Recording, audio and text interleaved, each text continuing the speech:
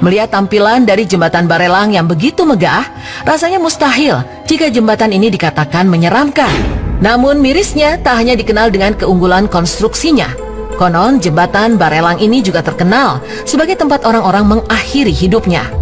Hal ini membuat jembatan Barelang memiliki reputasi yang cukup menyeramkan. Banyak juga mitos-mitos seputar jembatan ini yang berkembang di masyarakat, khususnya masyarakat Batam. Mitos pertama yang ada di jembatan Barelang adalah larangan mengambil buah mengkudu. Pemirsa pasti pernah mendengar tentang larangan untuk tidak mengambil segala sesuatu ketika kita berada di tempat asing.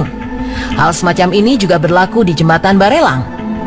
Sudah tersebar dari mulut ke mulut bahwa ada larangan bagi siapapun untuk mengambil buah mengkudu di sekitar jembatan ini. Ada sebuah kisah dari seseorang yang sengaja mengambil buah mengkudu di sana yang konon berujung diikuti oleh makhluk astral. Kisah menyeramkan tersebut